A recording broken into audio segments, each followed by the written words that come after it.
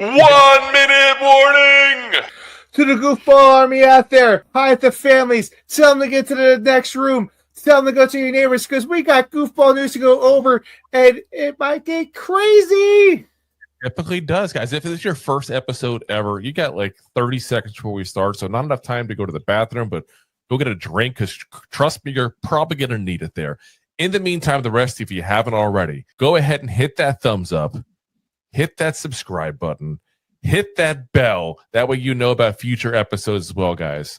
Buckle your seatbelts if you haven't already. Make sure your tray is in the upright position here, guys, because we are just about ready to get going. And like, whew. Guys, if you want a crazy ride going forward, a bunch of nonsense, but all nothing but the truth about the Giants, listen in, buckle in, tell a friend. Let's go. And now, here are your goofball hosts, Drew and Rob. Welcome, fellow goofballs, the two giant goofballs in the New York Giants podcast. I am Drew, joined as always by... I'm Rob, and we brought an extra goofball to the show. Listen, we figured the Giants were letting everybody go today. Why not bring somebody extra on the show to try to make up for it here? We got Ty Butler here, of course, of SNY and ESPN New York. How's it going, man? Oh, we lost you. You got muted there, man. Oh. This is the problem with the live show. We got technical difficulties. Let's we see you. We just can't hear you. Yeah. I'm checking. You're good. You're not muted on our end, so. Oh, and we heard him just a minute ago in the prep, too, of course. Yeah. This is how it happens. This is how it happens here, so. Well, it's always figured out. Deb's already in the comments saying, good evening. Good evening. What's up, Deb? AC, hey, all. What's up, man? Yeah. And don't forget Greg down there, too, with the Hello Giants fan. I'm scared there, man. That's the New York football Giants, by the way. The New York football Giants. Oh. So it should do a counter. Mac, the Giants fan in the house, too. What's up, Mac? What's up, man? I never forgot about you, Greg. Right. Don't worry. So real quick, guys, while we're waiting for Ty to get everything rolling here. So Giants fans, guys, this is flat out not just a staff update that happened today. This is an absolute power shift. Long-time decision makers just gone. Coaches are out. The training room is changing, and every single move points to one thing. John Harbaugh is being handed the keys to the kingdom here. So tonight, we're going to go ahead and break down what that means for the Giants and where this is heading to next, basically. So the first big news here dropped yesterday. And I mean big news here. So huge. Kevin Abrams, the vice president of football operations, gone. Team parted ways with him. The guy's been with us for nearly 30 years. 30 years. That's insanity. He's made it through 4 GMs, including being an interim GM himself. So I shouldn't even say including. On top of being an interim GM himself. So technically, he's made it through 5 GMs if you want to include himself as an interim GM there. Because he was the GM after Jerry Reese was fired mid-season before we went ahead and got fired. The guy we don't want to name there, of course. The names that will be named.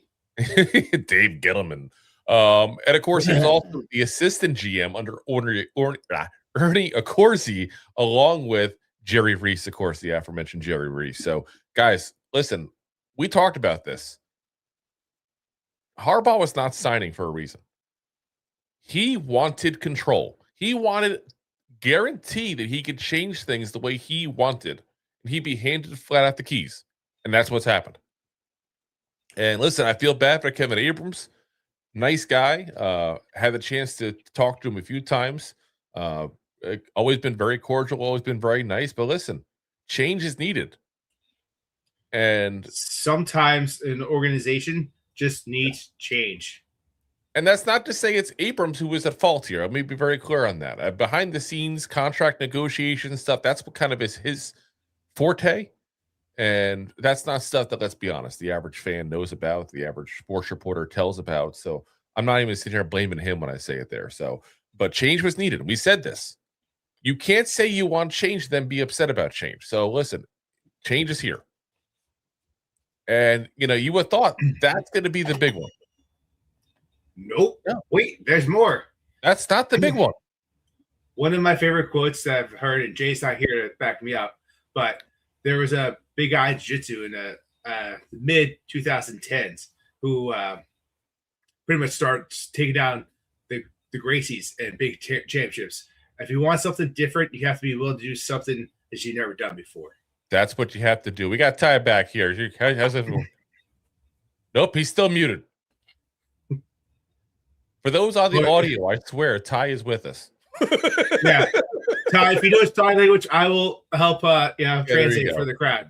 We were literally just talking. Oh, there we go. There he is. You got me? I got you now. We got you. Oh, we were just talking before the show, having a good time, and now we're dealing with tech. Listen, I know what it is. It's the jet hat. It's the jet hat. It is the jet hat. True, like, And anytime you add the Jets to the equation, all it brings is dysfunction, and what we were supposed to do gets tangled up. But it is a pleasure to be on with you guys. How y'all doing tonight? Good. Fantastic. Thank you for being here, man.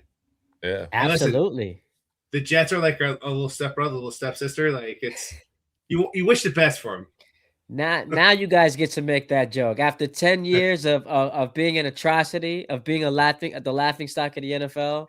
Now you get John Harbaugh and you get to make the joke. So I'll let you have it. I was making the jokes the whole time. We still got the 4-to-1 ratio going with the Super Bowl, so I think we're good here. Yeah, but the last time the Jets and Giants played head to head, who won that game? Which the last one? The game you guys won. That was that. Yeah. Let's be honest. Nobody should have won that game. It was one of the worst games that game in the quarter. Like, it was one of the worst games you've ever seen, and it went to overtime. Yes. Like, just why? One more quarter of that crappy game. That's like when you go to like the worst buffet known to man and they keep force feeding you food, basically. Man. No more pot roast burritos. Oh, the pot roast burritos. Oh, yes. We'd love to do a pot roast burrito. I'm happy to talk to you guys. So let's get into your football team. Yeah, so like I said, we got Kevin Abrams being fired. The big one, though, today, again, guys, the big one today, Ronnie Barnes. Listen, this guy has been literally the Giants head trainer longer than I've been alive, and I'm old. You're very old. I am so ancient. Like I was literally walking around work today complaining about my knee and almost limping because my knee's hurting that bad. Like literally, that's how old I am, guys. I've reached my knee hurts randomly when I wake up in the morning for no apparent reason stage of my life. Yeah, it might be the weather. More games. It's not the weather because I'm in Florida here. It's a good 60, 70 degrees here. It's spectacular. It's part of why I moved here. Wait, you're a Giant fan living in Florida? Well, I'm from Jersey. Oh, okay. I just wanted to live somewhere where it's, affordable and didn't snow half the year. So, but you don't go to any games anymore? Of course I do. It's a tax write-off.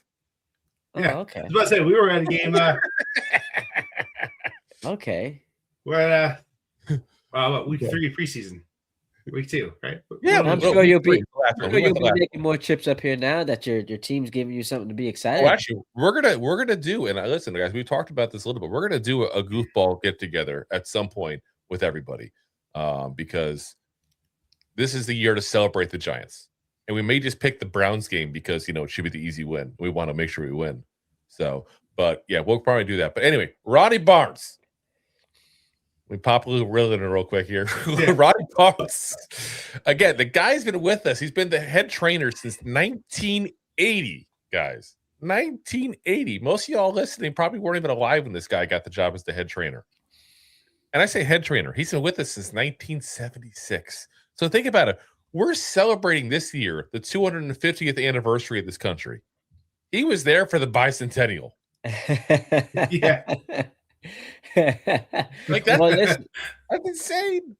Well, but doesn't it make you feel like there is some validity to this whole culture change? Because I feel like at times, and we go through this every year, right? Like we're looking for a leader of men, we're looking for a culture changer, and it's just words.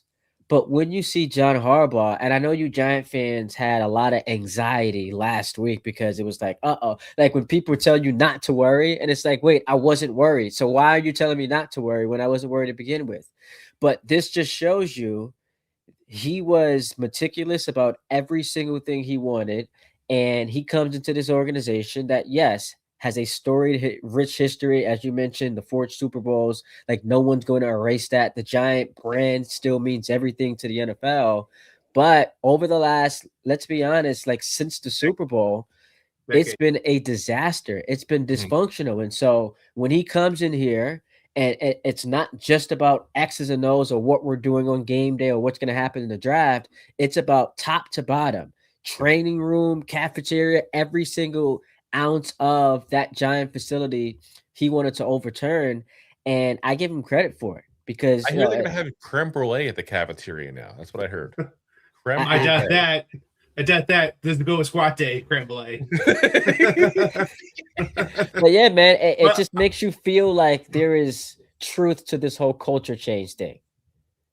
Yeah, no, and 100%. I mean, listen, Ronnie Barnes, if you think anybody means something to the Mara family, not just the Giants organization, the Mara family, Ronnie Barnes. Listen, this was Gary Myers today. He said, longtime Giants trainer Ronnie Barnes is referred to by Mara family as Wellington and Ann's 12th child, which first off, am I the only one who just realized they had 11? Did they have 11 children? God damn, that must have been a happy couple. Like, they were not having marital issues. Just throwing it out there. Like, come up for air, people. Anyway, he says that's how. If they would have stayed down for air, maybe there would be less kids. He says that's a healthy home right there, man. That's a healthy home right there. 11.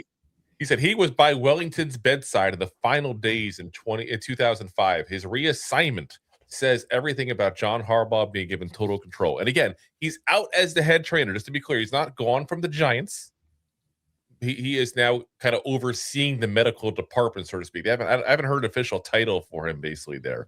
But listen, we've said this show so many times, and I already see the comments from Jay and Anthony saying Don to hate him. Listen, I respect Ronnie Barnes.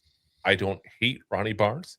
He's got 4 championship rings, 4 times as many as the entire Jets organization.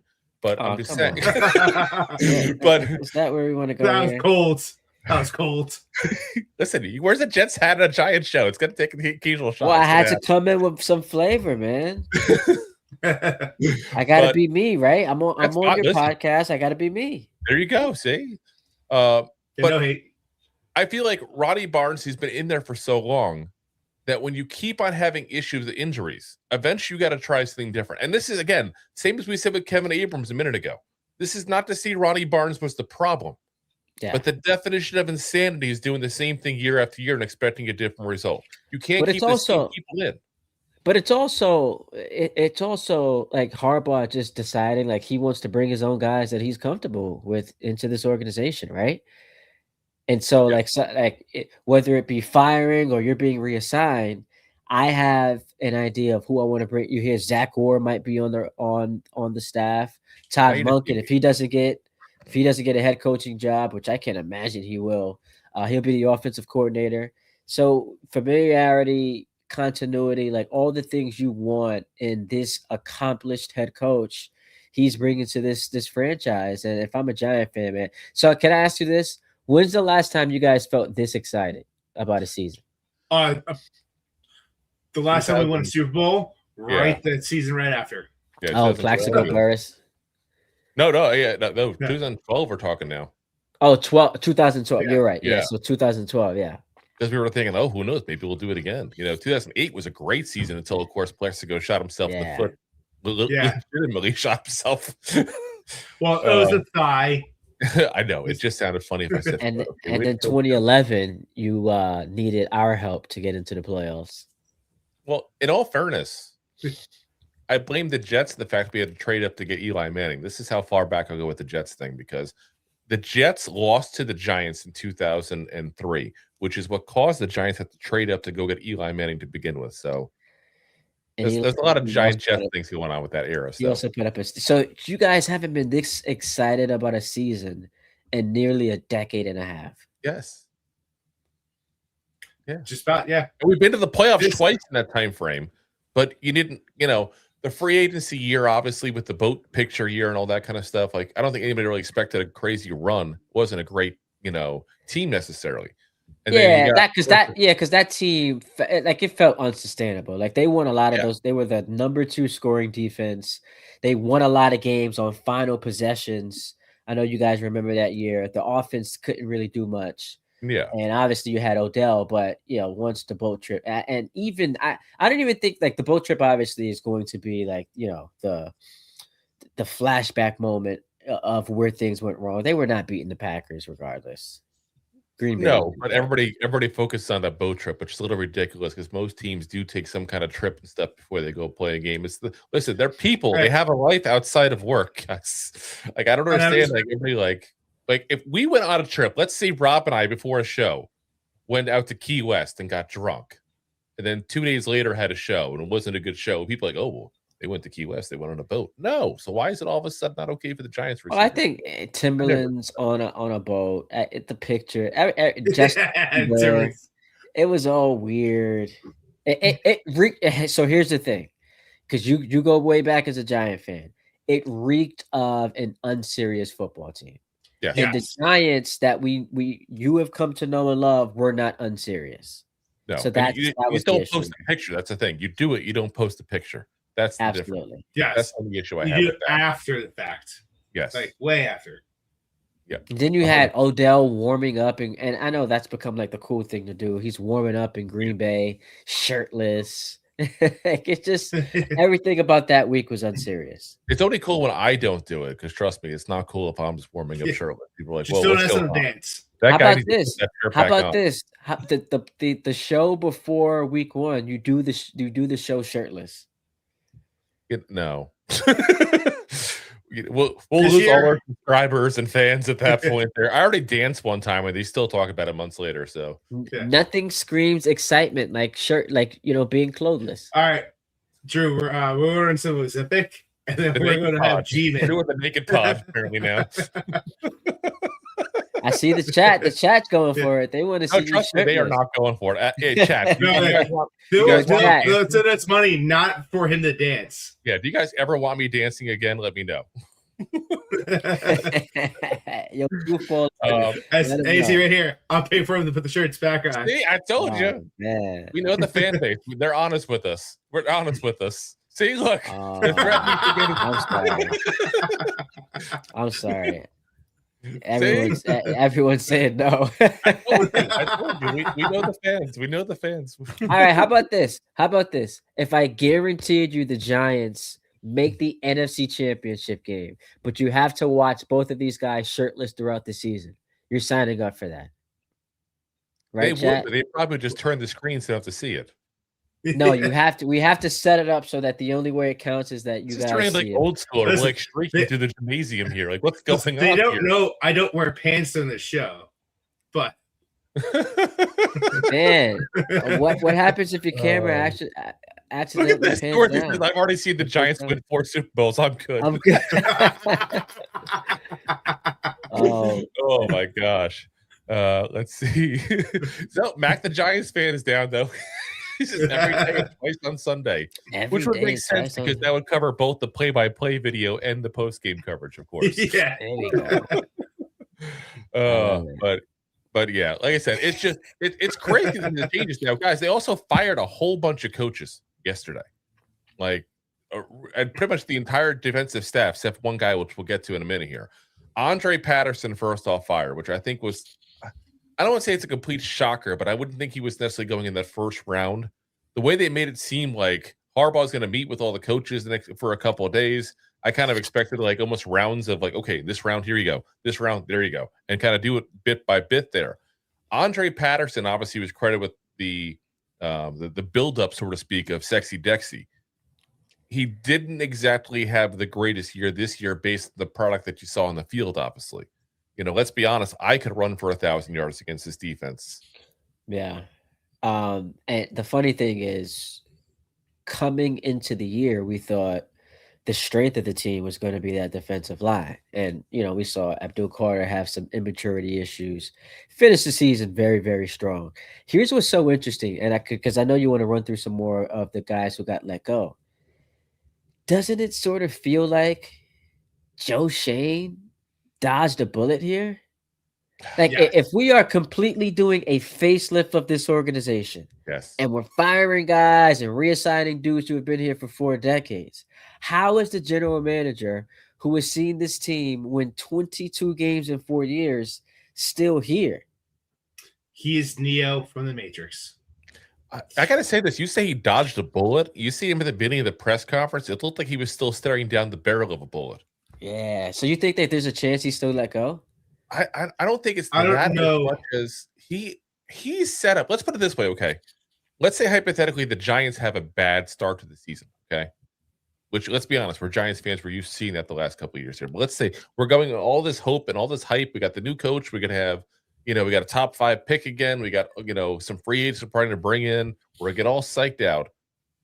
Bad start to the season. Who do you think is going to take the fall for that? Is it going to be the guy we just brought in, gave 5 years, $100 million, or the guy who's been here and has been performing crappy teams here for the last couple of seasons? But my question, and I get your point. My question would be, and I said this about, I'm a Jet fan, Robert Saleh in week 5 last year where he got fired, or Brian Dable who got fired this year. If you're going to fire him 6-7 games into the season, that means you were thinking about doing it this past offseason. So why not just rid him of this job? Like, I just don't understand. So here's the situation where I put it under. You have to have a general manager that's okay to let his power to do certain things when you have a CEO type of head coach who is going to actively act like part of your general manager job. You have to have your GM has to have an ego that steps down a little bit, because if you have a strong-willed GM, he's not going to let a head coach like that in there. And what was more concerning? What was more important to this organization, the fans, and overall, a good head coach this year. And you know what? If Harbaugh, and kind of Drew alluded to it, like if Harbaugh wanted that power, they gave him that power. Now you also have a scapegoat. If you have a little slow start to the year, he's the guy that's going to go. Giant fans are going to go in upright, and John Harbaugh is still going to do what he's going to do, and he's pretty much going to have most of the power he already has already. He has all the power. Let's be very clear on that. Yeah. If Ronnie Barnes is taking a step, I won't say step down, but step back, we'll say, and Kevin Abrams is exiting the building, he can literally do whatever he wants to do right now. He has full control. And listen, we've been asking for years for a football czar type to come in here and modernize this team. Guys, we got it. Yeah.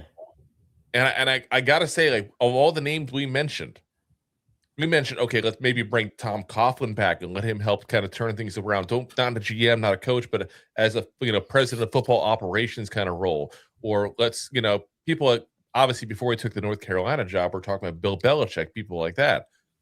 I don't think any of us thought we had a shot in hell of getting John Harbaugh. Well, here's the thing, and what's so interesting? The two people who you have most to credit for how excited you are, and you guys tabbed it as the most excited you've been since 2012. Brian Dable's one, Lamar Jackson's two. So let's go through it. Brian Dable, because Jordan Renan put a phenomenal piece out on ESPN.com today. He had a conversation with Jackson Dart, who's raving about Harbaugh. Like, he's excited. Apparently, during the interview, that interview was 8 hours long with Harbaugh and the Giants. It's unbelievable, insane. 4 hours with Dart. That was like all the signs you needed to see that he was going to take this job. But apparently, for the reporting, Jackson Dart and Harbaugh were talking for like 2 hours straight just about football. And it's amazing. So Brian Dable drafted this guy. Like, Joe Shane's going to take the credit, but we know Brian Dable, since they couldn't get Cam Ward, this was his guy. So you credit Brian Dable, who got fired, and then Lamar, because if Lamar, who's about to get one of the richest contracts in NFL history, if he doesn't sign off on this firing, and I don't believe people who say he didn't know about it, if he wanted John Harbaugh there in Baltimore, he would still be there. If Lamar doesn't sign off on that, then he's not available. So with Lamar and Brian Dable, those are the two guys you have most of credit for what the Giants have right now. So I'm going to double down with Brian Dable, because he actually reached out to Harbaugh, talking about how great Jackson Dart was. So, like, as much as I want him out of the Giants organization, kudos to that man for stepping up and being a better person than I probably would have been. But he also understands that it's in his best interest to like keep those relationships. Like you Yes. don't want to, kind of. Oh, it is. Those You know what? bridges. And also in his own, like, here's mine as well as doing that. Jackson Dart comes out and is a top 5 quarterback for the next 5 years. Yeah, he Who was the drafted him. guy? Who was the guy that drafted him? I'm the OC. Yep. Like, I'm offensive guru. I saw that down. Josh Allen, that was me. So it keeps his job alive. And now he might go coach Josh Allen. Crazy. Yeah, they're talking Crazy. about that. They are talking about Bills that. Giants Super Bowl next year. Oh, God, that'd be Uh-oh. great. Let me just put it this way. No offense, still, we're trying to talk nice about Dable because he did talk nice about us. I'm sorry, McDermott to Dable is a step down. It's an odd one. It is, but Andre Patterson.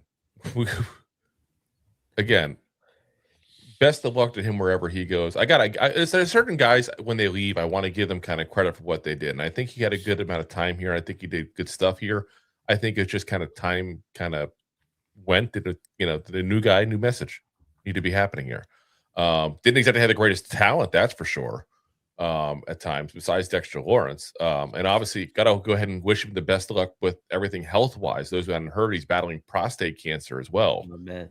So and again, I almost hate to bring this up, but you got to also kind of float this out there. Was that kind of affecting his job performance this year? Because let's be honest, if I got prostate cancer, you bet your butt it's going to freaking affect my job performance. I'm focusing on trying to win, not in football, but in life now. Like that's a totally different thing. So I just hope the best for him, and that's rough. That's rough, and he kept that kind of to himself until recently, which again he doesn't have to. It's his personal medical stuff there. Yeah. But regardless of what happened here with the Giants, we just want to wish him the best there. We also let go of inside linebackers coach John Igorogu, who was with us for a few years there. Marquand Manuel, the secondaries coach. Now he's the guy we got last year, who used to be the guy who was the defensive coordinator years ago for the Falcons as well, and was with the Jets there as well. See, Yeah, see, and that's the guy we all thought was going to be the DC when they finally fired Shane Bowen. So I'm kind of shocked he didn't get that. So obviously that tells you to a certain degree what the organization thought of him, to be very frank. I mean, don't be wrong. They love Bullen. They love them some Charlie Bullen. Well, look, the defense actually played better once Bullen got in there. Yeah. But if you're worried being honest about it, the secondary took a step back this year, I feel like, to a certain degree. With supposedly better talent with the Debo and Holland being signed. Yeah, but I think we might have overrated that better talent part of it. Well, that's why I said supposedly. Yeah. But let's be honest, Holland or Jason Pinnock, and obviously Pinnock from the Jet days as well, so you've been following him from the get-go there. Yeah. I'm sorry, Holland's a better player. Is he amazingly better? No, but he's a better player. Paulson Adebo, we said he's going to probably have a rough season with the Giants the first start because he's coming back from a big injury. Next year's what we'll see we actually got from him. But again, he's been, Adoree Jackson or Paulson Adebo. Like, that's literally what you're looking at. It's not hard to set the bar a little higher than what it was. And I didn't feel like he was better, that's for sure. Jeff Burris, the cornerbacks coach, also fired as well. So you got literally 4 coaches being gone from the defense. The only guy we haven't heard about at the position coaches yet is Charlie Bullen, like we just talked about a moment ago. So he is in consideration to potentially be retained and still employed by the Giants. He did interview for the Cowboys defensive coordinator job, which he did not get. We'll get to that later on, but they did hire someone today. But keep in mind, guys, like a third of the league is looking for a head coach this year. Yeah. That means a third of the league could very well be looking for a defensive coordinator as well. Yeah. So time will tell with that one there. Before we get the next segment here, Ty, I know you said you got till about 9:30. You had something you had to take care of as well. So if you need to dip, I can hang for a little bit more. I can hang for a little bit. At any point, we don't want to keep you here like that. No. We're happy to have you as long as you want to stay here, but we don't want to be those people. We appreciate you, man. Happy, I promise. Of course, man. Of course. We got to talk also about. Listen, we talked about this a little yesterday, but Gary Myers brought this up on X. So we got to bring this up as well. He says, I know this might sound crazy, but don't discount Rex Ryan being considered to be John Harbaugh's defensive coordinator with the Giants. Rex was on Ravens staff and he wanted the head coaching job when Harbaugh was hired in 2008. Ryan worked for Harbaugh for 1 year before he was hired by the New York Jets. They also worked together at Cincinnati back in 1996, which, by the way, I say back in 96, but Ronnie Barnes was already working for the Giants for 20 years at that point. Just throwing it out there. When Rex was DC and Harbaugh was a special teams coordinator, he said Ryan would be an outstanding hire. Man, that would be a rough one for me to swallow. Don't do it. Don't do it. Honestly, you guys should hire him. Nobody wants to work for Aaron Glenn. Nah, that wouldn't work. I don't mean that as a disrespectful thing. Like legitimately, all the reports I'm hearing is nobody wants to work with Aaron Glenn. Well, because it's not an attractive job, and it's Great not job just coach. because it's the Jets. It's because Aaron Glenn is going into next year on the hot seat, and Yeah. so if you are a hot shot defensive coordinator, why would you want to go work for a head coach who's on the hot seat for a team that's expected to once again be bad? But as far as Rex is concerned, man, you guys remember a couple years ago, he was like the biggest Daniel Jones fan. Yes, he So was. it felt He like he was. was like lobbying. He was like angling some way to get the Giant job. And He that was also a big fan of He would Sanchez. angle for a Pop Warner team's job at this point. I'm serious. Like he would take any job offered to him. Like, oh, we have a position here open with the Denver Broncos for water boy. I'll take it. Like John that's what I feel like Harbaugh. he's at. Wait, John Harbaugh and Rex Ryan. You guys don't like that? So It's not floating your boat? here's my issue with this. Okay, I'm thinking long term. I always think long term. John Harbaugh looks younger than he is. Listen, give him credit. He's in good shape for his age. He's 63 years old. Let's be honest, we're going to have him for 5 to 6 years probably. And at that point, then it's going to be probably time to go, not too much longer after that.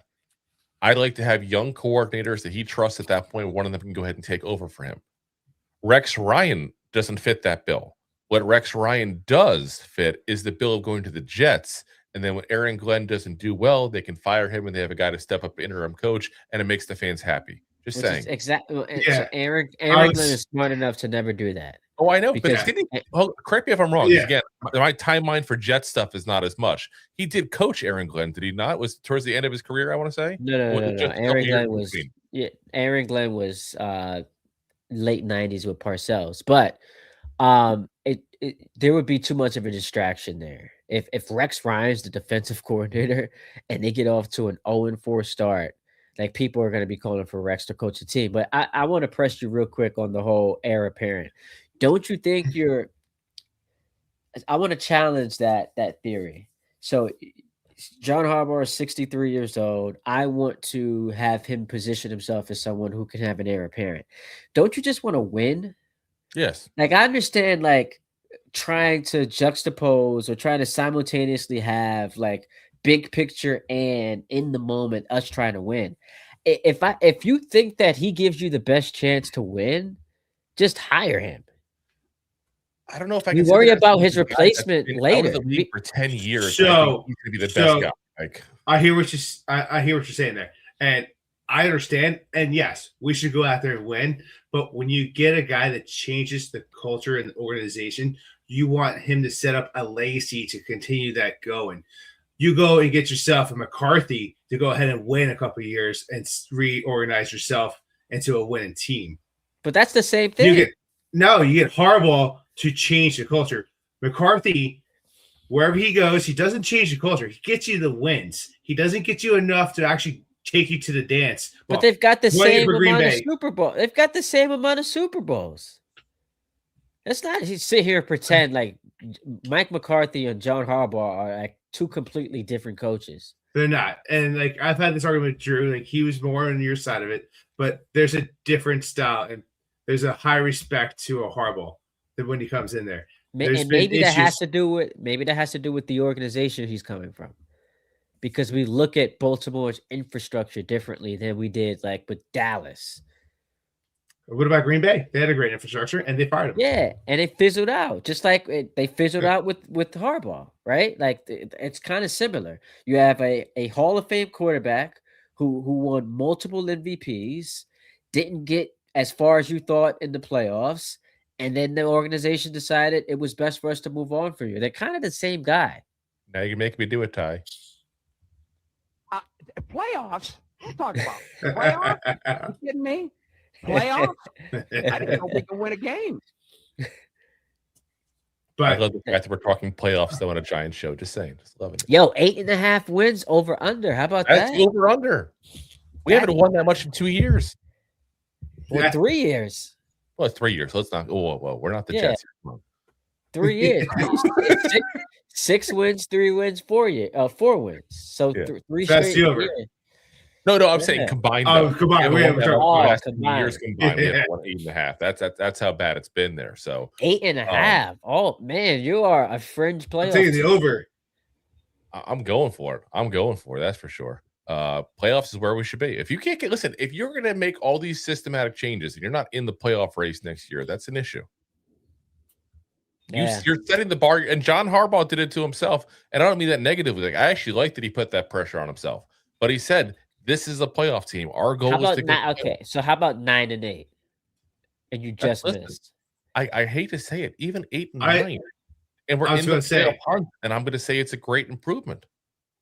Oh, I was saying, like, how disappointed are you? You finished 9-8 and just missed the playoffs. I'm not though. That's what I'm saying. Even at 8 and I'm 9, not. I'm okay. We're close to 500. Like that's an improvement. Of it didn't course, have to happen absolutely. Especially in like the past couple years in the NFL, especially this year. Look how close that race was. Green Bay got in 7th seed with 9 wins. So like there's teams that were just huddling right around that wild card spot. So that I mean, half the NFC playoff was coming from the NFC West, but I'm okay getting 9 wins, being second in this division, and having something like that out in the West happen, and we missed the playoffs because we were competitive. We were right there in the race. That means we were kind of in the race to the end, and we have not been. I just don't We have want to not be been in that embarrassed race this year. since 4 years ago. I just don't want to be TB. embarrassed. That's it. Yeah. And it's a low. Don't be wrong. It's a low bar. I'm saying. Oh, it's a low bar. I just don't want to be embarrassed. I want to feel like there's improvement, and I'll be happy. Rome was not built in a day, and we're not going to be Super Bowl contenders overnight. There's a lot of holes in this roster. Yeah, and apparently the Titanic wasn't turned around in a day either. Well, listen, in all fairness, they probably taken some more time and built some more lifeboats. In that It was sucker. definitely Just sunk. saying. It was definitely sunk in the night. Yeah. Wait, so so here's the thing, and I don't want to rain on anyone's parade. I'm You can high rain on on Jackson Dart. Okay. I think he is tremendous. John Harbaugh, that is an A+ hire. I think that the defense is a lot more talented than we saw this year. That's a coaching thing. Hands down. And obviously with Neighbors and Scatterboo, like you have 2 high-end difference makers coming back. The division's tough. Washington, with all the injuries with Jaden Daniels this year, you can kind of just throw away this year. I think they're going to be a lot better. Yeah, they were in the NFC Championship game a season ago. Philadelphia, I know we want to kind of kick them to the curb. They've been the team of the last half decade in the NFC. And then the Cowboys, we make fun of them, but all they do is score points. Maybe they figure it out on defense. So it's a tough division. And They are getting rid of Eberflus, so I mean that just helps right there. yeah, it's a tough division, and you're playing the NFC West this year. In addition to the AFC, I think it's the South, right? The AFC South and the NFC West. Correct. So you're going to play a couple of playoff teams from the AFC South. You're going to play, maybe the best division in the NFC and the NFC West. So it's an uphill climb for you, but you just, as you said, don't want to be embarrassed. And you feel like he just kind of steadies this ship. Correct. I mean, look how many. And again, I know that was one of the complaints in Baltimore was the close losses he had there. But how many games should we have won this year? Yeah. That the The fourth Broncos quarter. game, the Cowboys game, the Lions. That's why it's a game. perfect marriage. Bears. Right. The Bears game. Yeah. That's why it's the perfect marriage. Two entities that just love blowing leads. Here we go. Let's do it. Wow. Let's blow Wow. let's blow Damn. together. Anyway, we're gonna continue the show now. No kidding. Oh man! Wow. So wait. So all the shots y'all take at me. I Yeah, just- I fire that back was one. beautiful, man. it's just fun to have the button to do things.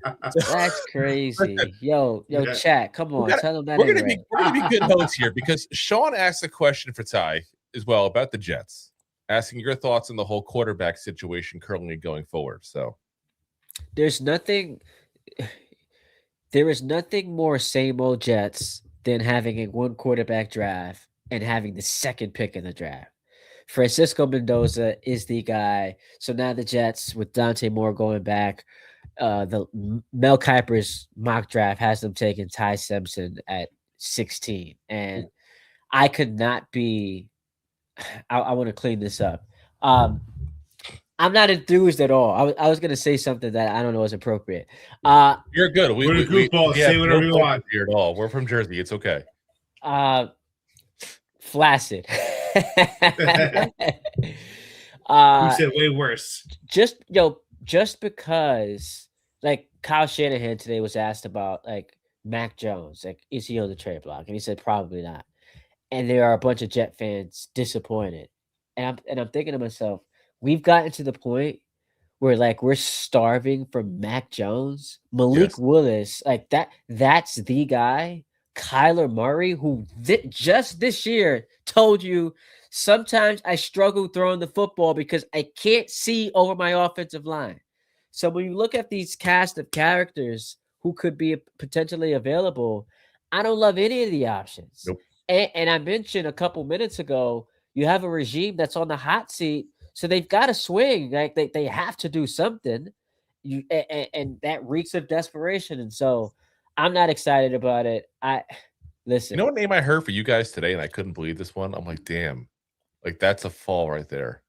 Wait, Geno can I Smith. yeah, I saw that. Yeah, Oh, like, no, come on. Obviously I done.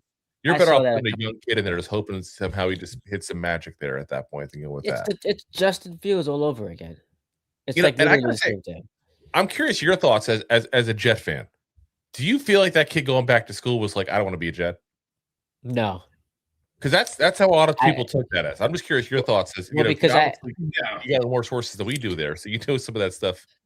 Yeah, so I think it's easy to say that once you're just doing the comedic stand-up, but after you comb through that and apply logic, you realize it doesn't make sense for a guy who was about to guarantee himself $50 million and the number 2 overall pick in the draft to go back to college where he could potentially see his stock drop. He could get hurt. Like there are way too many variables. So again, like it's the Jets. So everyone wants to make fun of the Jets, but Joe Burrow went to the Bengals, right? Like is Cincinnati, the Philadelphia Eagles? I mean, like we've seen quarterbacks not exactly love in theory the destination they were going to, but still do it because I'm the number 1 or number 2 overall pick in the draft. I'm not going back to college over some nonsense. Like I don't want to be drafted by the Jets. I thought that was silly. Thank you. That's a big takeaway that I've said too. Like it just makes sense. It doesn't matter where you go. Raiders are in top 5 all the time. They draft people all the time. Like and I think they've had 9. They've had like 9 different starting quarterbacks in the last 3 years. The Raiders. Look at the Cleveland Browns over the past 25 years. But the people Jets still come out. The Jets have had like the top 5 pick quarterbacks year after year, it feels like. Whether it's Sam Darnold, Zach Wilson, all this. Like the Raiders have gotten like Derek Carr was a 2nd-round pick, Aiden O'Connell was a 3rd-round pick. Like there's a little difference in that, and that's why I think that kind of started that. People are like, he doesn't want to be a Jet. I mean, the last time they had the number 1 overall pick, they drafted Jamarcus Russell. Yeah, they did. That was a while ago. That was a while. Yeah, that was 15 years ago. That was like what? 50 trips to the Golden Corral ago. Okay, like. Well, wait, we're not sitting here arguing that the Raiders are somehow not a bad organization. No. What I'm saying is the Raiders don't have quite the history of bust in the first top 5 at a quarterback that the Jets do. But you say Sam Darnold is a bust. He's a 1 win away from the Super Bowl. He was a bust with the Jets. Yeah, with the Jets. Sure, with the Jets. I mean, how many players honestly get a chance to go start now on a 4th team or 5th team? Actually, he's his 5th team, right? The Seahawks. It was Jets, Panthers, Carolina, 49ers, Vikings, and now Seahawks. Yeah, that's an unusual career turn. Same as we were talking about Geno Smith a minute ago. Unusual. It's his 5th team. 5th, yeah, 5. Well, yeah, San Francisco. Remember, he had the emergency start in San Francisco. Yes. Yeah. I'm just saying it's I just like I said, there's a little bit difference in that respect, I think, because I just think don't for think us, it just need to any build up the team and then I get a don't think quarterback. anyone logically is turning down $50 million guaranteed and the number 2 overall pick. That's You not know what? just, I it's won't just do not it. gonna Draft me happen. at number 2, and I got you. Yeah. Draft me at number 2, I got you. It's just So, not gonna happen. speaking of people not being turned down, let's talk about Carmen Brasillo, because it looks more and more like he's going to be sticking around here. Dan Duggan reported that the Giants have strongly suggested he stick around. Not that that matters much. Fantastic. Harbaugh can do what he wants, but Art Stapleton on X there said, interesting nugget. Dad Harbaugh told me he put in word to John about offensive line coach Carmen Brasillo, joking that he may have told his son he better bring him back. While it's not a done deal, it definitely seems like he's going to be staying based on everything we're hearing here now. And again, previously it was reported that they plan on interviewing Ravens offensive line coach George Warhop. And listen, offensive line was not good for the Raiders last year, guys. It was an issue. It was an issue. Yeah, keep Brasillo. It works. If it ain't broke, don't fix it. We have enough broke. Let's not create more broke. Even Sean Marash on WFAN, when they interviewed Harbaugh, told him to keep him on the air live. I'm like, what are you doing? Way to get the last interview with John Harbaugh there. Did he really say that? Well, He Harbaugh did. wants football guys. As long as you're about football, he's gonna keep you. I mean, Brasillo got along with Belichick, so I think it's safe to say that he'll get along with pretty much anybody. Like, I feel like Belichick is that guy. If you can get along with Belichick, then you can get along with pretty much anybody. Yeah, listen, the offensive line, we know the key. I'm not breaking any news here. Andrew Thomas stays healthy. They're a really good unit. If he's not there, they fall apart. And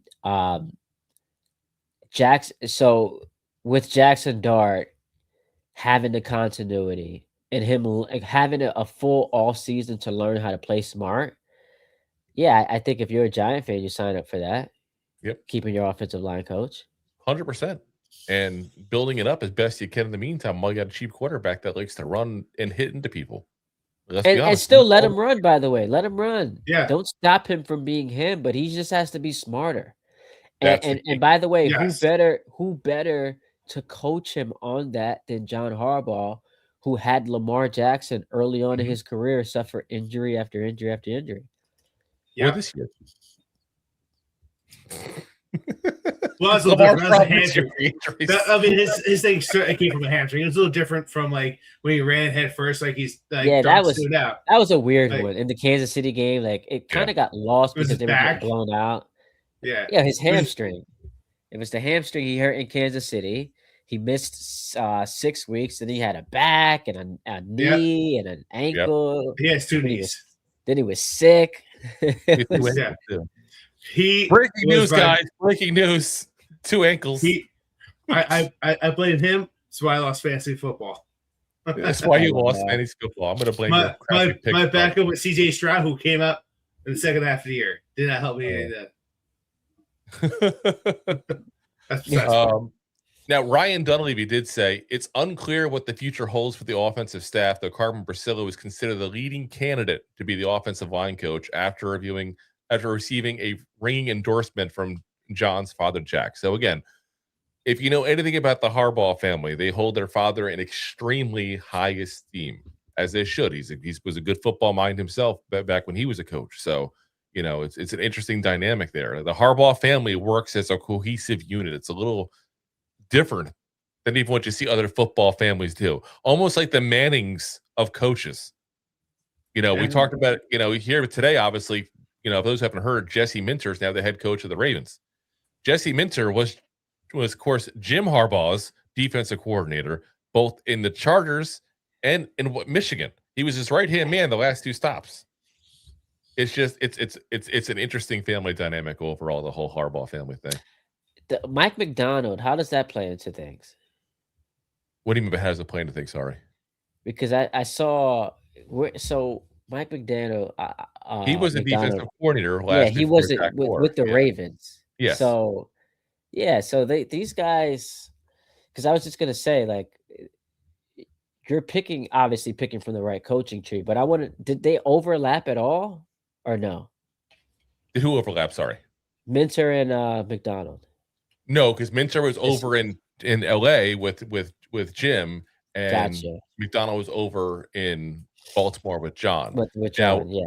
Minter was on the staff with John years ago, but I do believe it's before McDonald. I can take a look at that to verify. Yeah, I was wondering because I thought that a couple years ago they might have overlapped. It's bad that I went to go Google McDonald and I, for some reason, started typing Norm McDonald instead. So I thought they had overlapped. Yeah. Not Norm McDonald. I can guarantee you that one. So let's see here. So McDonald was the Ravens 14 and onward. Jesse Minter, let's see his wiki page, see what we got there. That's the easy way to always read it there. Actually, yeah, they did actually. Yeah. So okay. So they did have overlap in Baltimore. Yeah, I mean, listen, I like that. You guys like that hire? I mean, listen, it's going to be hard to replace Harbaugh no matter what. But let's be honest, nobody in Baltimore liked when they got Harbaugh. You got rid of a legendary coach who also won a Super Bowl, obviously. You have a veteran team, and you give me a guy who was a defensive backs coach from the Eagles for 1 year and a special team coordinator before that, the head coaching job. That was not a popular hire. Let's be very clear for those people who may have forgotten that. Neither was Tomlin. Yeah. No, Tomlin was not. So, yeah. But both legendary. Yeah, exactly. For a long, long time there. So, now there's also the rumor, because again, hasn't been reported by the Giants or the Ravens here or anything going on yet fully, but there's the rumor that the Ravens have blocked an interview with special team coordinator Chris Horton. Now, again, we don't know who requested the interview, but obviously it's a reasonable assumption that it's a good possibility it was the Giants. And he was denied, and they're going to go ahead and keep him. So Harbaugh will have to have a different special team coordinator unless he gets scared off and Horton hears a who or something. So, and I mean, this one is going to be the Giants special team disaster. This one is going to be of the extreme importance because this goes back to all jokes aside, like you don't want your team to be embarrassed. You want them to be taken seriously. Nothing says unserious like the mess they had at kicker and how they've just botched it so many times. So this is going to be a hire. Special teams coaches aren't the sexiest of hires, but if you're a Giant fan, you're paying attention to this one. Yeah. And I think we've had to talk about that kicking position. Oh my God. So many times. If I got to talk about starting kicker or whether he's healthy again, one more goddamn season of the we have to talk about the 4 kickers that we had to pick up because Ganova's not playing because he's injured.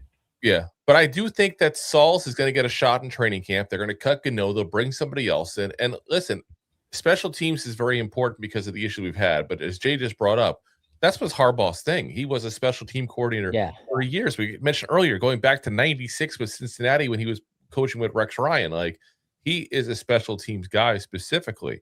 Remember, guys, we had all their references to him when we got Joe Judge because that was the other guy who was a special team coordinator that was hired.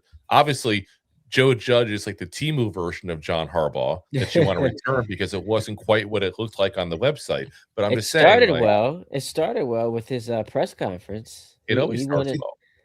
It's like you're reading a pamphlet how it's going to work, and then you buy it, and you put it on the field, and you realize it's not what you bought. Yeah, Dable started well too. Look what happened. So at least he gives a year of hope. Yeah, he did. Now, Robert Saleh, of course, has been hired as the Titans head coach. Now, they've announced that they are not retaining Titans defensive coordinator Denard Wilson. Now, that was a guy that the Giants were very interested in a couple of years ago before they got winked that they were looking at him even potentially. So someone to keep an eye on there because, again, Harbaugh connection. He was a defensive backs coach with Harbaugh in Baltimore. We just fired our secondary coach. Just saying. These two things might sort of link up again at that point there.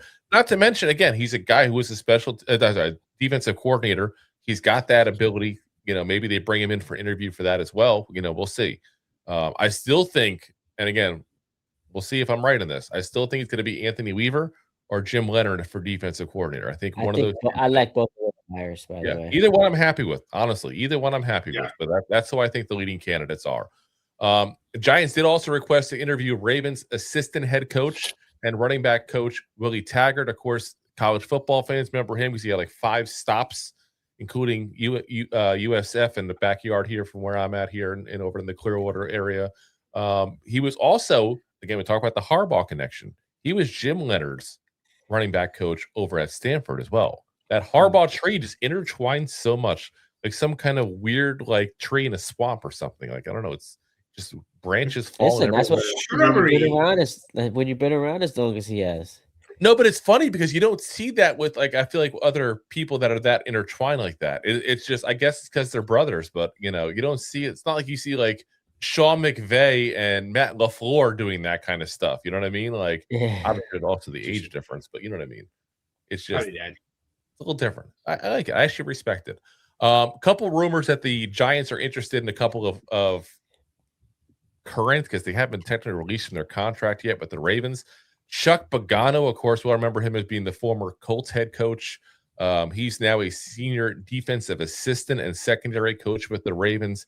T. Martin, who, of course, be the guy we always remember as the guy who got the national championship that Peyton Manning couldn't get over at Tennessee, and obviously had a short span there with the NFL as well as a quarterback. He was the quarterback's coach for the Ravens. Again, things aren't that horrible for Lamar Jackson. He kind of has a decent resume. So if he taught him, might not be the worst guy to teach Jackson Dart. And like I said, he did have a decent college career and all. It wasn't just the strongest arm, and that's the kind of guy typically you want as a coach. The guy who definitely didn't necessarily have all the physical skills in the world to be the best player in the NFL, but had the mental breakdown to figure things out in the game and just get by with what they got. Same way we talk about Davis Webb. Obviously, those two were different style quarterbacks, but that's what you look for in a coach always. Those make the best coaches. Yeah, apparently Davis Webb's in the running for the Buffalo job.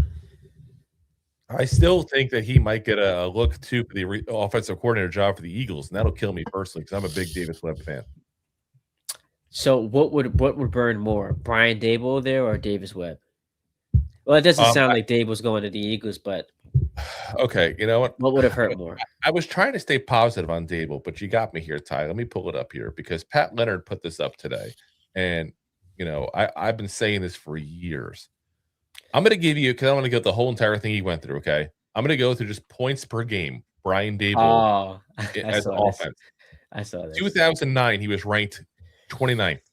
2010, 31st. 2011, Miami. He goes up to 20th best overall in the league. That's an improvement. 2012, keep in mind, he's got Jamal Charles, the most undervalued running back in NFL history in my eyes, because that man should have had so many more yards. It's not even funny. I don't know why they kept on just not hitting the ball more often. 32nd offense in the league based on points. There's a fifth coming here. Then goes to Buffalo in 2018 after a stops in New England and Alabama. 30th ranked offense in 2018. 23rd in 2019. It wasn't until he got Josh Allen rolling that the offense went good. Fifth? Huh? Second. So 2020, second ranked offense, 21, third ranked. And then us, 16th and 22, 30th and 23, 31st and 24. Yeah. Listen, I don't want to disrespect the man, but I'm going to kind of in a way. I hope he goes to the Eagles. That sounds like he sounds like a quarterback whisperer. Yeah. He wants nothing to do, though, by the way, from everything I'm hearing. He wants nothing to do with the Eagles. And he actually is going to go, from what I hear, to the Titans if he doesn't get the Buffalo Bills job. Now, a lot of things with the Eagles, and I'm hearing a lot of people shying away from that job because of what the fans did to the former offensive coordinator, egging his house and stuff like that. Like, guys are wondering, is my family safe? That's a scary thing. So is it that, or is it? And look, I'm a Jalen Hurts fan, and I know that's like sacrilege to say on this show. Listen, I'll tell you, I met the guy before. He's a very nice guy. I will never root for him as a player as long as he wears that green. But he's not a bad guy. Yeah, I think he's an underrated quarterback. I don't know that in this league you finish second in league MVP, you win a Super Bowl MVP, and you're not good. But what I will say is, I wonder how many offensive coordinators or potential offensive coordinators outside of like the Patullo stuff where he's getting his house egged, have reservations about being able to run their full offense with him because there are just certain things he doesn't want to do. Like we heard about him not wanting to call audibles at the line of scrimmage and motion, and he doesn't like to throw to the middle of the field. Like those things limit what an OC can do. So I wonder how much that plays into it. Yeah, he's not running anymore. I want to run. That's and that's what made him so good. Yes. What was it? 3 years ago. Yeah. And on top of that, then the AJ Brown stuff. Yeah. Which could be figured out this offseason if they decide to trade him. But who wants if you've got a quarterback who can be excellent if he's used his legs more, I guess just doesn't want to do it. I'll say this. I've said this forever about Jalen, and I'll stick to my guns in this. He's an above-average quarterback who's an elite winner. That's what he is. He's that guy who finds a way to win.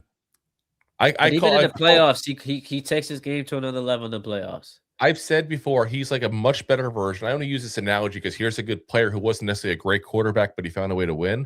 And you'll appreciate this as a Jets fan.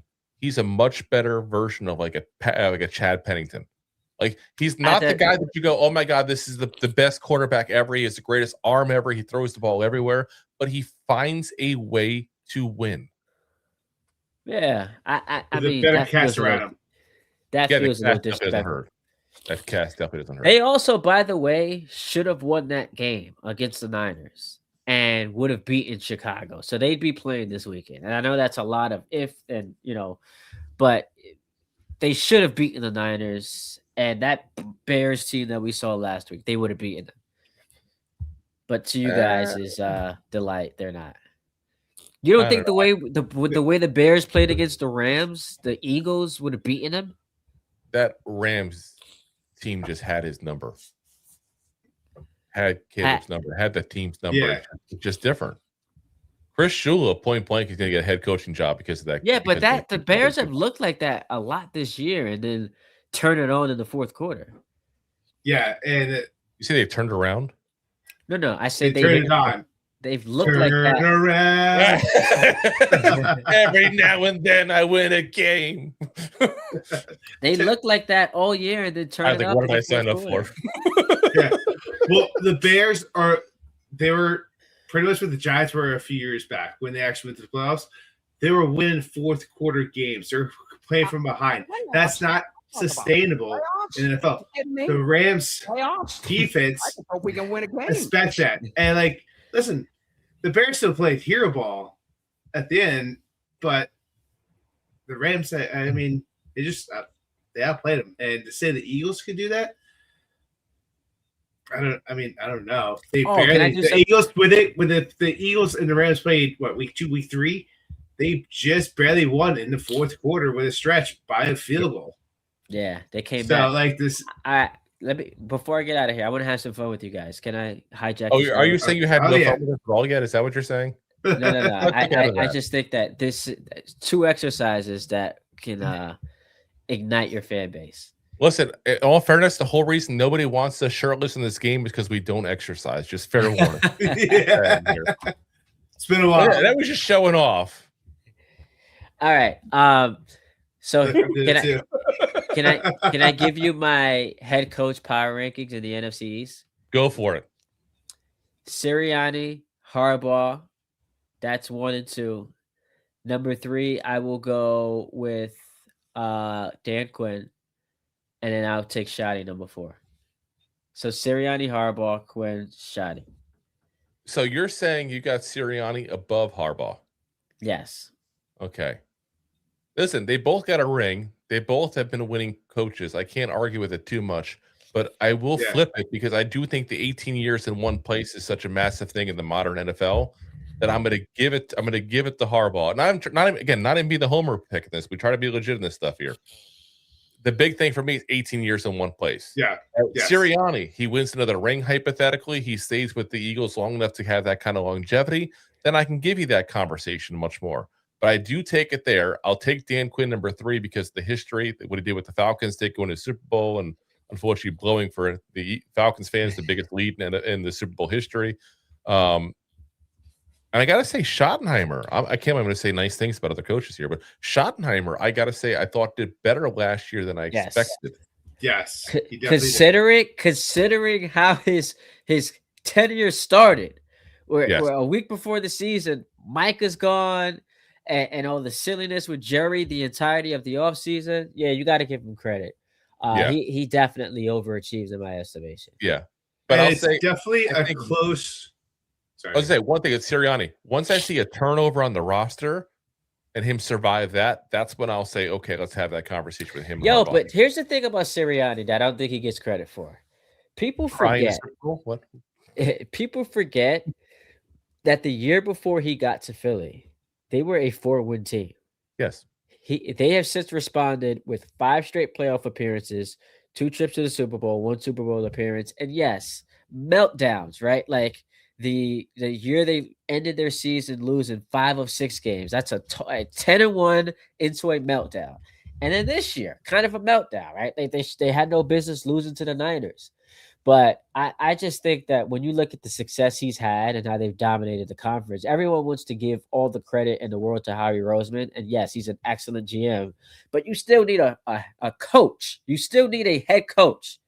We've seen great rosters not win football games. And if you're telling me, Drew, that the quarterback is a touch above average, then that tells me that the head coach, pretty damn good, that he's winning this much with a quarterback who's a touch above average. But what I'm saying is the only way, like you're saying that the players and how we get in the credit, the only way to truly know if it's the players or if it's Sirianni is see what happens when the new players start rolling in. Because eventually those players retire. You have to go ahead and replenish them. And you already saw this year with the offensive line a little bit, how that was a little bit of an issue. Now, again, whenever you go from old guard to new guard, there's a transition. So I'm not saying Sirianni's crud because they had an off season, for what they usually do on offense and stuff. But what I'm saying is he's got to go through a roster turnaround. I think that's unfair. I've seen great roster. I've seen the Chargers have great rosters and do nothing in the playoffs. But we're not comparing the Chargers. We're comparing John Harbaugh, 18 years in one place, multiple roster changes, developed 2 different quarterbacks. Yeah, but I'm not knocking him. I also saw John Harbaugh with an MVP at quarterback get bounced in the second round of the playoffs multiple times. Yes. And so, I mean, I also saw John Harbaugh this year miss the playoffs.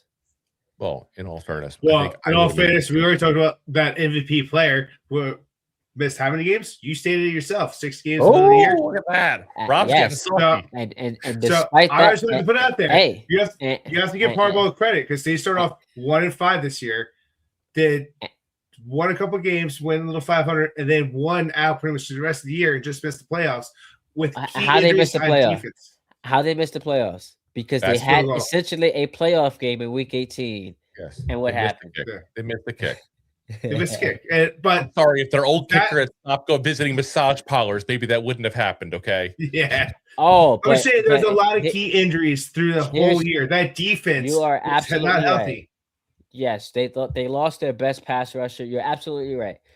Where I blame Harbaugh in that game for the fact that they had they had 13 seconds left and a timeout, and he just took a knee. Why not try to get close? One of my biggest pet peeves is when coaches play for long field goals. I understand everyone's hitting 60 now. Don't play for a long field goal. Try to get as close as possible. You've got Derrick Henry.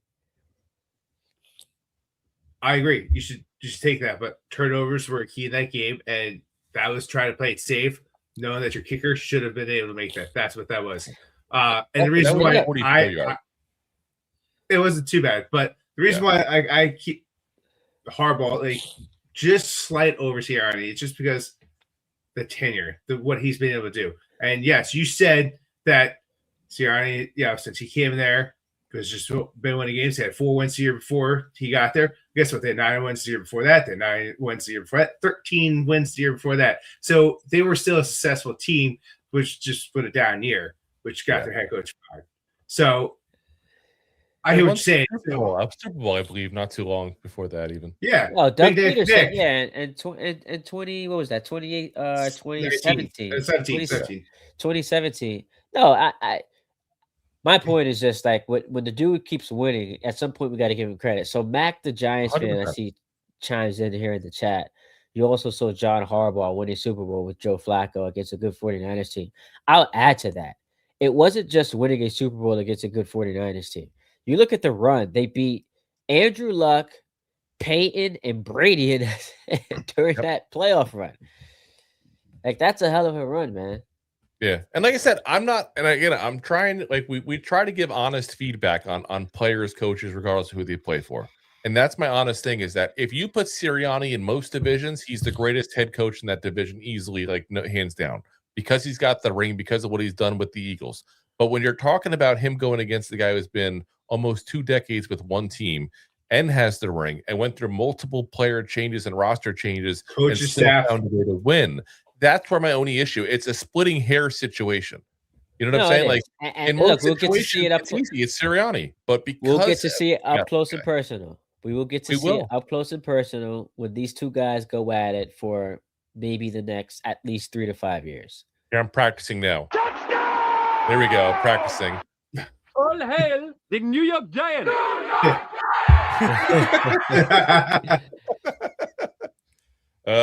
All righty, guys. Well, we're gonna pay the bills. I know Ty's got to head on out of here set as well. So listen, I appreciate you coming on, man. Do me a favor before you go. Let everybody know where they can find all your stuff there. Yo, hit me up first of all on social media. That's X, Twitter, whatever you want to call it, Instagram, TikTok, Ty D Butler, TYDBUTLER. I'm on the radio tomorrow night on ESPN New York from 7 to 9:30. Saturday night, I'll be on TV on SNY. So make sure you guys check it out. Listen, I appreciate y'all for inviting me on the show. I had a hell of a time. I was supposed to be off at 9:30. My wife's going to be mad at me. But hey, it was worth it, man. It was worth it. Sorry. It was worth it. Just blame the goofballs. Yeah. Blame those damn goofballs. I was playing with the goofballs. These 2 giant goofballs wanted to try to lecture me on how much better the Giants are than the Jets, so I had to put them in their place. We don't have to lecture. In all fairness, you guys haven't won a Super Bowl since before someone landed 67 on the moon. Or 69. 69. Well, before. Literally, by the way, 5 months after the Super Bowl that someone finally landed on the moon. By the way, not everyone believes in the moon landing, so. Oh, okay. Now we're going. And not everyone believes that Joe Namath didn't sell his soul to the devil for that Super Bowl win. But I appreciate you guys. Anytime y'all want me on, just let me know. Appreciate it, man. Thank you. Anytime, man. It was fun. Appreciate it. Thanks for coming. Later, y'all. Yeah. All right, guys. So yeah, we're gonna go ahead. Ooh, we got some room now. We're gonna go ahead and fit. Stretch out, fill the space here. We're gonna go ahead and pay the bills real quick, guys. We'll be right back. We got a couple more things to go over there with y'all. So let's get right into it here with those bills there. Once I find the thing. There we go. Thanks for watching. Like the show? Of course you do, or you would have turned it off by now and not be hearing me. There are plenty of ways to support the show. YouTube is the best place to join us, and we offer memberships there with fun benefits like custom emojis and early access to video clips. Of course, there you can also send super chats and stickers to send one-time support payments. The best way to support the show is to buy these drunk idiots beers at buymeacoffee.com/2giantgoofballs. Along with one-time support payments, there are also monthly plans, so you can continue to help kill their livers each month. You can also show people that you are a goofball by visiting our store at 2giantgoofballs-shop.fourthwall.com. We got everything from shirts, hats, phone cases, funny candles, buttons, stickers, and even a 2 Giant Goofballs towel to dry off your goofballs. Of course, you can always support the show for free by simply hitting the like, subscribe, and share button wherever you are watching or listening to this. Hit the thumbs up on YouTube. Leave a 5-star review on Apple Podcasts. It helps the show tremendously, and quite frankly, the goofballs suck at marketing and need your help to get the word out. Thank you for being part of the Goofball Army and for taking the time out to support the show. All righty, guys. We got a nice view of Rob Sealing while he's going to be back here in just a moment here with us. So we got a couple of more things to go over here with you guys. So Giants did officially make a hire for the Harbaugh staff there, hiring Nicole Martinez, who was the assistant for John Harbaugh in Baltimore. So she's officially been hired.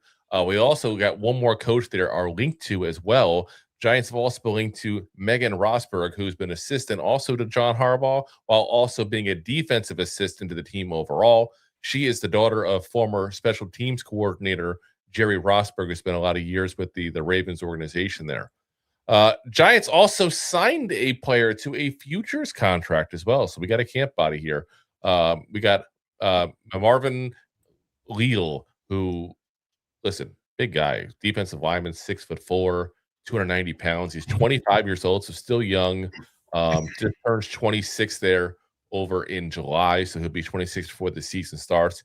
He was a third-round pick of the Steelers back in 22 at a Texas A&M, and for his career, guys, let me be very frank. Again, as a futures deal, it's not as those are the guys that are the guys you bring to camp and hope you strike lightning in a bottle with here.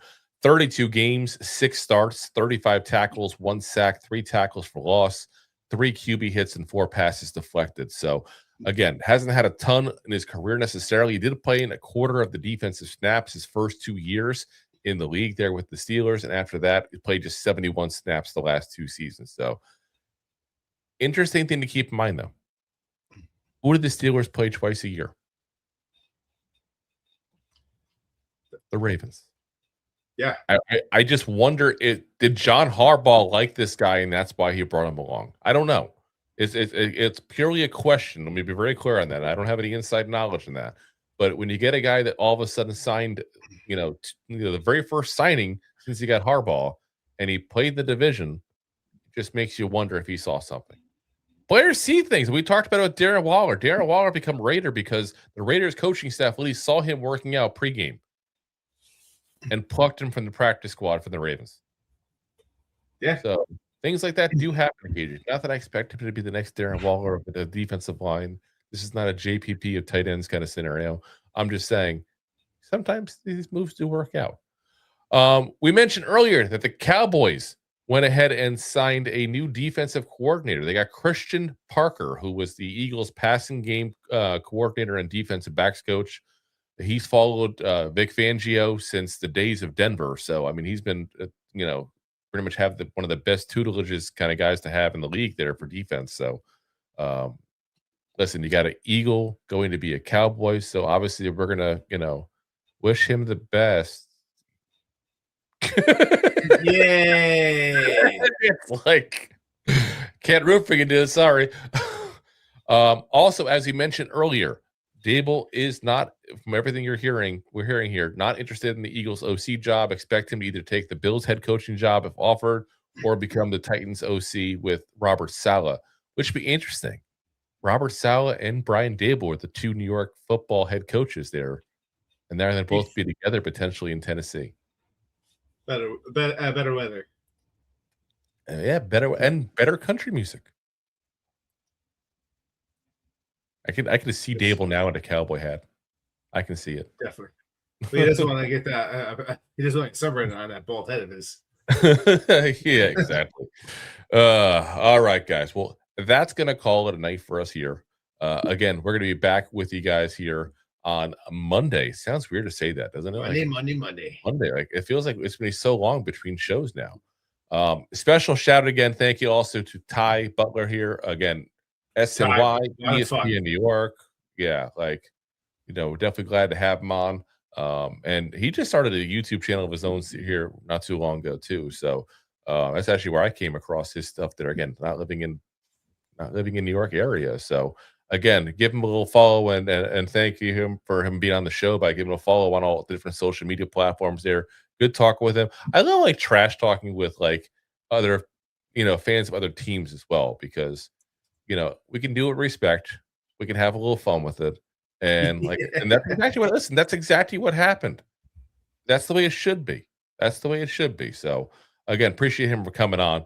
Again, guys, as always, we are live on YouTube, Facebook, Twitter /X, Twitch, and of course, Rob's favorite, my LinkedIn profile. And of course, as always, we're available the next day on all the audio podcast platforms. Apple, Spotify, iHeartRadio, Pandora, all the big ones, guys. Again, if you haven't already, before you leave here, guys, give me a thumbs up on that video, please. We're kind of starting to, I don't want to be like the pester guys about that, but we're trying to encourage that as best we can. And I'll put it that way. We got 46 thumbs up on there.